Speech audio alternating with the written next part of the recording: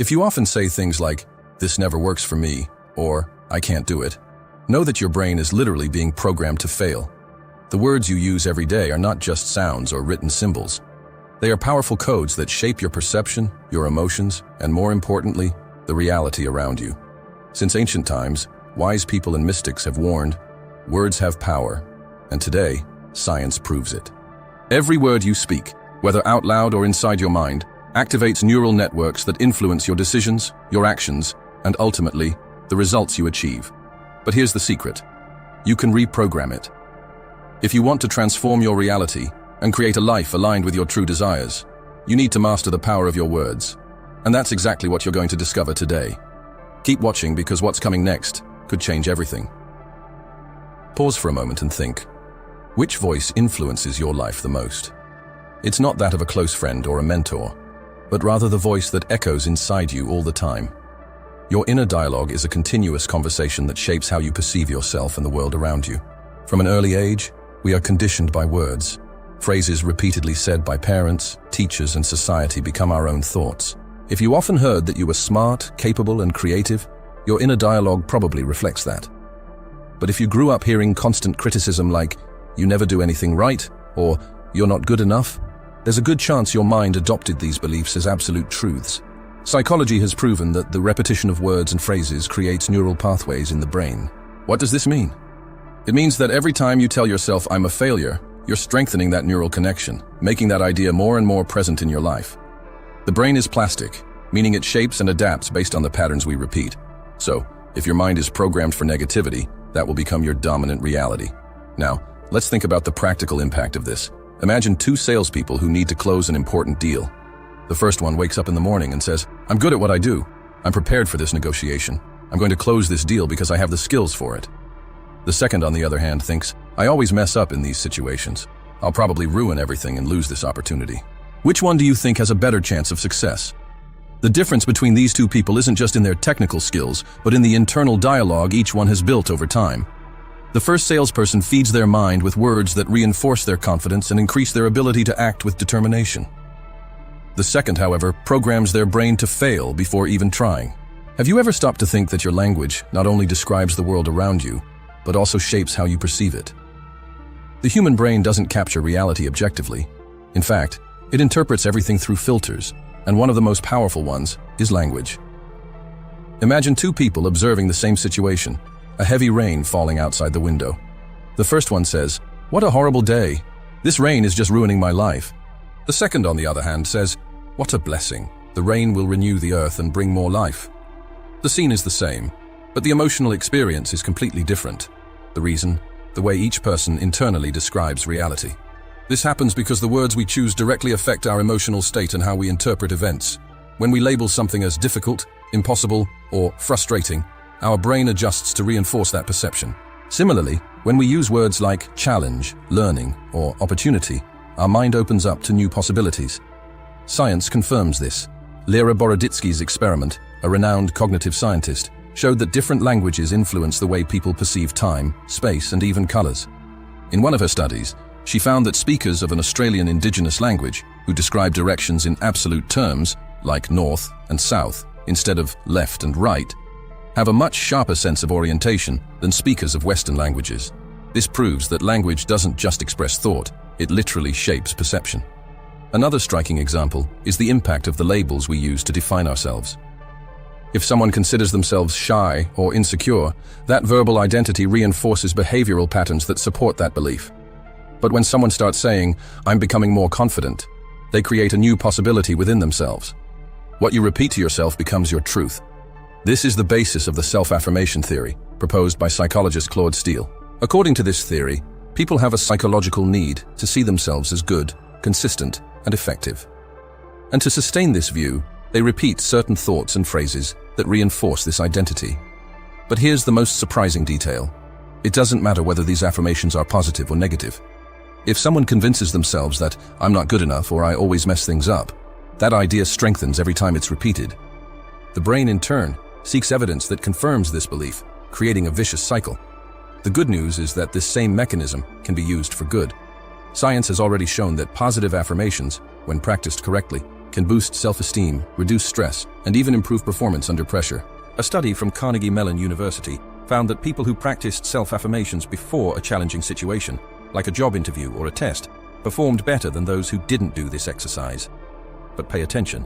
Simply repeating empty phrases without feeling them doesn't create transformation. The secret lies in the emotion that accompanies the words. If you say, "I'm a confident person," but deep down feel the opposite, your mind may reject the affirmation. The ideal is to use phrases that feel possible for you. Instead of saying, "I'm extremely successful," when you don't believe it, try saying, "I'm on the path to success," or "Every day I'm becoming more confident." Have you ever noticed how certain words have the power to trigger emotions instantly? Just hearing someone say, "I love you," can spark a whirlwind of feelings. Similarly, a criticism like, "You never do anything right," can drain your energy in seconds. This happens because words carry an emotional vibration that activates chemical responses in the brain. Studies in neuroscience show that negative words increase cortisol levels, the stress hormone, while positive words stimulate the release of dopamine and serotonin, neurotransmitters linked to well-being. In other words, your choice of words can literally influence your emotional state and even your physical health.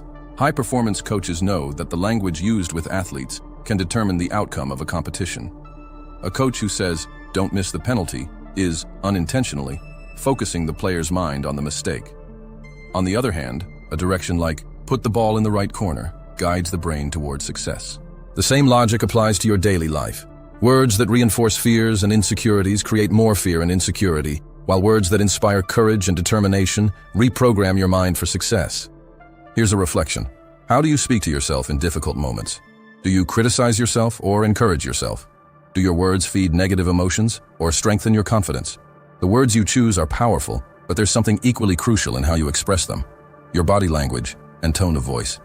The impact of what you say doesn't only depend on the content, but also on the way you communicate the message. Think of a simple phrase like, "I'm fine," and if said with a confident tone and an upright posture, it conveys confidence. But if it's said with a low, hesitant tone and slumped shoulders, it communicates insecurity, regardless of the words chosen.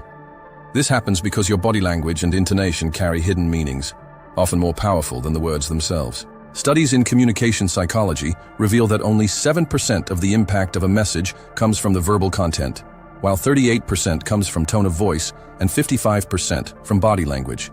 In other words, more than half of your communication happens without you even realizing it. Harvard Business School conducted an interesting experiment on this. They analyzed the posture of people before job interviews and found that those who adopted a power pose for 2 minutes, standing upright, with open shoulders and their head held high, significantly boosted their self-confidence and conveyed more credibility. In contrast, those who hunched or crossed their arms appeared less confident and consequently had fewer chances of success. Another essential factor is tone of voice. A study from MIT showed that variations in vocal tone directly influence how people are perceived. A deeper tone can convey authority, while a lighter, more rhythmic tone creates a stronger emotional connection. This explains why charismatic leaders not only master the words they use, but also the way they say them. Now, a practical exercise. Stand in front of a mirror and say an empowering phrase like, "I am capable." First, say it with slumped shoulders, looking down, and with a weak voice. Then, say the same phrase with your chest open, looking forward, and with a strong voice. Feel the difference. Your brain picks up on this information and responds accordingly. Remember that time when you had to give a presentation in school or college? You studied the content, knew what you had to say, but when it came time to speak, your voice shook, your hands sweated, and your body curled up. In the end, even with all that knowledge, your message didn't have the impact you wanted. Now, think of a colleague who, even though they didn't completely master the subject, seemed to speak with confidence. They stood tall, made eye contact with the audience, used a firm and expressive tone of voice. What made the difference between the two of you? It wasn't just the content, but rather the way each of you communicated the message. When you feel threatened, your body responds as if it's facing a real danger. This reaction activates the limbic system, responsible for the fight or flight instinct. The result? Your voice becomes weaker, your breathing speeds up, and your posture closes, unconscious signals that show insecurity. The problem is that this body language reinforces the anxiety itself, creating a vicious cycle. You feel nervous, your body communicates it, and your mind interprets that the situation is actually a threat. But now imagine that before you start speaking, you straighten your posture, take a deep breath, and project your voice clearly. In just a few seconds, your brain starts picking up on these signals and responds differently. reducing stress, and boosting your confidence. A simple adjustment in how you present yourself can completely transform your experience. Your brain isn't static. It's constantly reshaping itself, reacting to your experiences, thoughts, and the words you use. This phenomenon is called neuroplasticity, and it proves that the way you communicate, both internally and externally, directly impacts the structure and functioning of your brain. Each word you repeat often strengthens neural connections. This means that if you constantly say, "I'm bad at this," or "I always fail," your brain creates circuits that reinforce that belief. Over time, these connections become so strong that your mind starts accepting these phrases as absolute truths, influencing your emotions, decisions, and even your actions. But here's the key to change. Brain plasticity also allows you to rewrite these patterns. Research led by Dr. Jeffrey Schwartz, a neuroscientist at UCLA, showed that the conscious repetition of positive thoughts and words can literally change brain chemistry. Patients with obsessive-compulsive disorders, for example, were able to modify dysfunctional brain patterns just by practicing affirmations and redirecting their focus to more constructive thoughts. Another fascinating study, led by Dr. Andrew Newberg, showed that words like gratitude and love activate areas of the brain linked to happiness and well-being, while negative words increase activity in the amygdala, the region associated with fear and stress. Now, a small challenge. For an entire day, pay close attention to the words you use, especially when speaking about yourself. Block any negative word you think about saying. Only positive things are allowed, both for others and for yourself. Extend this challenge for 2-3 days, or even a week. Then come back and tell me how you're feeling. If you want to reprogram your mind and transform your reality, I invite you to take on a powerful challenge. 21 days to change the way you think, speak, and act. Learn how to replace limiting beliefs with empowering thoughts and see real changes in your life. Access the link in the first pinned comment. The words you hear, and especially the ones you say to yourself, directly affect your performance in any area of life. Let's think about an athlete about to compete. If, in the moments before the event, they repeat things like, "I can't make a mistake," "What if I fail?" or "I don't think I'm good enough," they're programming their mind for fear and hesitation. Their brain will interpret this language as a threat, releasing cortisol and making their body tense, which harms their reflexes and decision-making. Now, imagine another scenario. The same athlete prepares by saying, "I trained for this," "I'm strong and capable," or "I've already won this race in my mind." This mental programming activates areas of the brain linked to confidence and focus, increasing their chances of exceptional performance. Science proves this effect. A study from the University of Toronto showed that motivational words significantly improve performance in activities that require endurance and precision. Another study, conducted by psychologist Ethan Kross, revealed that talking to yourself in the third person, as if you were advising a friend, reduces anxiety and improves decision-making under pressure. Now think about your own daily life. How do you prepare for a challenge? How do you communicate with yourself before a meeting, a test, or an important decision? If your words reinforce doubt and insecurity, your performance will be affected. Try this exercise. Before a challenging task, stop for a minute and say 3 empowering phrases to yourself. Choose words that convey strength and conviction. This simple habit can transform the way you act and the results you achieve. The words you choose don't just affect your personal perception, but also how others relate to you. Every conversation you have, whether with a partner, a friend, or a coworker, is shaping the quality of that connection. Often, conflicts don't arise from big problems, but from the way people communicate. A simple, "You never listen to me," can come across as an accusation and make the other person defensive. On the other hand, rephrasing it to something like, "I feel ignored when I try to share something important," completely changes the energy of the conversation. The first one creates resistance, the second one creates empathy. Studies from Stanford University show that words filled with judgment and criticism activate the same areas of the brain that process physical threats. This means that when someone feels verbally attacked, their automatic reaction is to protect themselves, whether by getting defensive, striking back, or shutting down emotionally. On the other hand, the conscious use of language can transform relationships. Phrases like, "I understand your point of view," or "I value what you're saying," create an environment of trust and openness. Great leaders and communicators master this art. They know that choosing the right words can calm conflicts, inspire teams, and strengthen bonds. Observe your conversations throughout the day. Whenever a disagreement arises, try replacing accusatory phrases with statements that express your feelings and needs without attacking. This small adjustment can lead to surprising changes in how people respond to you. The way you speak to yourself can be your greatest source of strength, or your greatest emotional prison. When it comes to anxiety, the words you choose can either amplify it or drastically reduce it. Think of a stressful situation, like a job interview or a tough conversation. If your mind keeps repeating things like, everything is going to go wrong, or I don't know how to handle this, your body responds as if it's facing a real threat. Your heart races, your breathing becomes shallow, and your brain goes into full alert. Have you ever felt that? That's the language of anxiety taking over. The more you think something might go wrong, the more your mind and body reinforce that feeling. But there's a way to interrupt this cycle. Psychologist Martin Seligman, a pioneer of positive psychology, showed that reframing anxious thoughts with more balanced language can change the emotional response. Instead of saying, I can never handle pressure, try saying, I've faced challenges before and was able to overcome them. This subtle shift reprograms your brain to look for solutions instead of focusing on fear. The words you use to define your goals determine your chances of achieving them. Have you ever noticed how some goals feel motivating and others seem unattainable? The difference often lies in how they're phrased. The human brain is wired to seek clarity and direction. Vague goals like, I want to be happier or I need to make more money, don't provide a clear path for the subconscious to follow. But phrases like, I'm going to set aside 15 minutes a day for something that makes me happy, or I'm going to increase my income by 30% in the next 6 months, create a mental framework that makes action easier. Dr. Edwin Locke's research, the creator of goal-setting theory, showed that people who set specific and positive goals are far more likely to succeed than those who use generic and negative language. Saying, I don't want to fail, is much less powerful than saying, I will find a solution to this challenge. The brain responds better to positive, well-defined affirmations. Think of the great visionaries in history. None of them said, maybe I can change the world. They declared with conviction what they wanted to accomplish. If you want to manifest an extraordinary life, start paying attention to how you verbalize your goals.